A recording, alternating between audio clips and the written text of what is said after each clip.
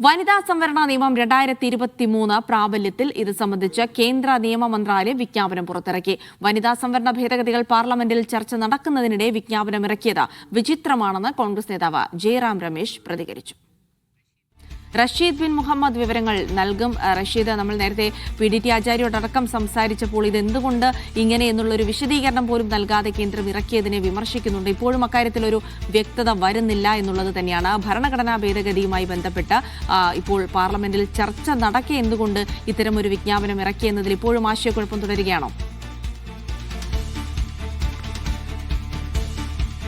ജിൽസി, വനിതാ സംവരണ ഭേദഗതി ബില്ലും അതോടൊപ്പം തന്നെ കഴിഞ്ഞ ദിവസം പ്രാബല്യത്തിൽ വരുത്തിയിട്ടുള്ള 2023 നിയമവുമായി ബന്ധപ്പെട്ട വലിയ ആശയക്കുഴപ്പത്തിലേക്ക് തന്നെയാണ് രാജ്യം ഇപ്പോൾ കടന്നിരിക്കുന്നത്. കഴിഞ്ഞ ദിവസം അർദ്ധരാത്രിയോട് കൂടിയാണ് 2023 പാർലമെന്റ് പാസ്സാക്കിയിട്ടുണ്ടായിരുന്ന നിയമം അത് പ്രാബല്യത്തിൽ വരുത്തിക്കൊണ്ടുള്ള വിജ്ഞാപനം കേന്ദ്ര നിയമ മന്ത്രാലയം പുറത്തിറക്കിയിരിക്കുന്നത്. ഗസറ്റിൽ അത് പുറത്തിറക്കുകയും ചെയ്തിട്ടുണ്ട്. പക്ഷേ ഈ ഒരു ഘട്ടത്തിൽ, അതായത് ഈ 2023 നിയമവുമായി ബന്ധപ്പെട്ട ഭേദഗതികൾ ചർച്ച ചെയ്യുന്ന ഘട്ടത്തിലാണ് ഇപ്പോൾ ഈ നിയമം പ്രാബല്യത്തിൽ വരുത്തിയതുമായി ബന്ധപ്പെട്ട വിജ്ഞാപനം പുറത്തിറക്കിയത്. അതേസമയം ഏതെങ്കിലും തരത്തിലുള്ള വിശദീകരണങ്ങൾ നൽകാൻ ഇതുവരെയും കേന്ദ്ര സർക്കാർ തയ്യാറാവുകയും ചെയ്തിട്ടില്ല. ഇതിനെ ഒരു പ്രതിരോധ മാർഗമാക്കി തീർക്കാനുള്ള ശ്രമമാണ് ഇപ്പോൾ BJPയുടെ ഭാഗത്ത് ഉണ്ടാകുന്നത് എന്നുള്ളതാണ് ഇപ്പോൾ പ്രതിപക്ഷം മുന്നോട്ട് വെക്കുന്നത്. അതായത് നേരത്തെ തന്നെ ഈ വനിതാ സംവരണ ഭേദഗതി ബില്ലിനെതിരെ പ്രതിപക്ഷമടക്കമുള്ള പാർട്ടികൾ മുന്നോട്ട് വരികയാണ് എന്നുള്ളൊരു ആഹ്വാനം BJP കോണുകളിൽ നിന്നുണ്ടാവുകയും കഴിഞ്ഞ ദിവസം ലോക്സഭയിൽ പ്രധാനമന്ത്രി അത് ചൂണ്ടിക്കാണിക്കുകയും ചെയ്തിരുന്നു. ഇതിന്റെ പശ്ചാത്തലത്തിൽ നിലവിലെ 2023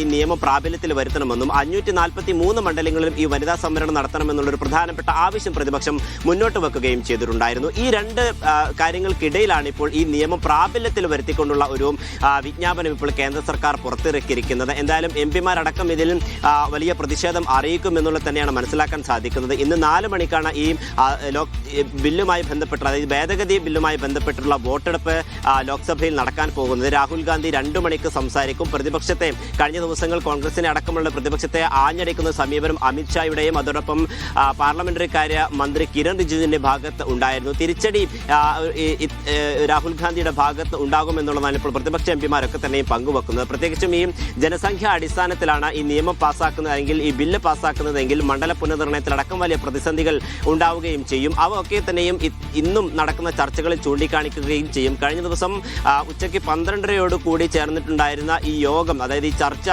പുലർച്ചെ 1:30 വരെ നീണ്ടു നിൽക്കുകയും ചെയ്തു. അങ്ങനെ ഒരു 13 മണിക്കൂറോളം ചേർന്നിട്ടുള്ള മാരത്തൺ ചർച്ചയ്ക്കൊടുവിലാണ് ഇന്ന് 4 മണിക്ക് ഇതിൽ അന്തിമ തീരുമാനം ഉണ്ടാകും എന്നുള്ളത്. എന്തായാലും ഇതിലൊരു വിശദീകരണം, അതായത് നിലവിൽ ഈ പ്രാബല്യത്തിൽ കൊണ്ടുവന്നിരിക്കുന്ന വിജ്ഞാപനവുമായി ബന്ധപ്പെട്ട ഒരു വിശദീകരണം ഇന്ന് പ്രതിപക്ഷം സഭയിൽ ചോദിക്കുകയും അതിന് മറുപടി പറയാൻ കേന്ദ്ര സർക്കാർ പ്രതിരോധത്തിലാവുകയും ചെയ്യുകയും ചെയ്യും. എന്തായാലും ഇന്ന് പ്രധാനമന്ത്രിയുടെ ഒരു പ്രതികരണം വന്നിരിക്കുകയാണ്. അതായത് നാരി ശക്തി, വനിതാ സംവരണം എന്ന് പറയുന്നത് രാജ്യത്തിന്റെ മുഖമുദ്രയാണ്. അതുകൊണ്ട് തന്നെ ഇത് വലിയ അവസരമായി ഉപയോഗപ്പെടുത്തണമെന്നൊരു ആഹ്വാനം കൂടി പ്രധാനമന്ത്രി മുന്നോട്ട് വെക്കുകയും ചെയ്തു. എന്തായാലും സഭയിൽ എത്ര പേർ പങ്കെടുക്കുന്നു അവരിൽ 2 പേരുടെ വോട്ട് ലഭിച്ചാൽ മാത്രമായിരിക്കും ഈ ബില്ല് മുന്നോട്ട് പോവുക. ഇന്ന് ഈ ബില്ല് മുന്നോട്ട് പോയില്ലെങ്കിൽ, അതായത് ലോക്സഭ കടന്നില്ലെങ്കിൽ കേന്ദ്ര സർക്കാരിന് മറ്റു നടപടികൾ എന്തൊക്കെയായിരിക്കും എന്നുള്ളത് തന്നെയാണ് ഇപ്പോൾ പ്രതിപക്ഷം അതോടൊപ്പം തന്നെ മറ്റു പാർട്ടികളും ഉറ്റുനോക്കുന്നത്. ഏത് വിധേനയും ഈ ബില്ലിനെ എതിർക്കുക എന്നുള്ള ഏകപക്ഷീയമായിട്ടുള്ള ഒരു നിലപാട് അത് നേരത്തെ തന്നെ പ്രതിപക്ഷം കൈക്കൊള്ളുകയും ചെയ്തിട്ടുണ്ട്. ജിൽസി, ശരി, റഷീദ് ബിൻ മുഹമ്മദാണ് വിവരങ്ങൾ നൽകിയത്.